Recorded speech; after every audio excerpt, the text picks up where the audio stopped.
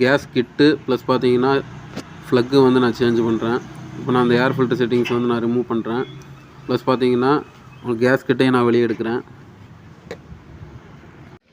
பார்த்தீங்கன்னா air filter நான் remove பண்ணிட்டேன். நெக்ஸ்ட்டு பார்த்தீங்கன்னா இன்லெட்டையும் நான் ரிமூவ் பண்ணிட்டேன். ஏன்னா அந்த வண்டியில் இன்லெட் கழட்டாமல் நம்ம வந்து ஃப்ளக்கு வந்து சேஞ்ச் பண்ண முடியாது. நெக்ஸ்ட்டு பார்த்தீங்கன்னா கேஸ் கிட்டையும் நான் வெளியே வந்து ரிமூவ் பண்ணிட்டேன். இனி இது எல்லாமே நான் ஃபுல்லாக சர்வீஸ் பண்ணிட்டு ஃப்ளக்கெல்லாம் மாற்றிட்டு உங்களுக்கு வண்டியில் ஃபிட் பண்ணுறேன் ஃப்ரெண்ட்ஸ். வேணால் கிட்டு வந்து நம்மளுக்கு ஃபுல்லாகவே டஸ்ட் இருக்குது. நான் அதையும் கழட்டி க்ளீன் பண்ண தான் போகிறேன். உள்ள டயஃப்ராம்லாம் சேஞ்ச் பண்ணிடுவேன்.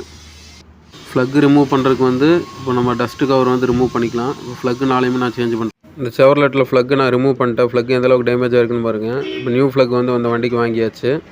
இந்த ஃப்ளக்கு வந்து நான் வண்டியில் ஃபிட் பண்ணுறேன். ஓல்டு ஃப்ளக்கு பாருங்கள் எந்தளவுக்கு டஸ்ட் ஆகி கிடக்குன்ட்டு. இப்போ நியூ ஃப்ளக்கு ஃபிட் பண்ணுறேன்.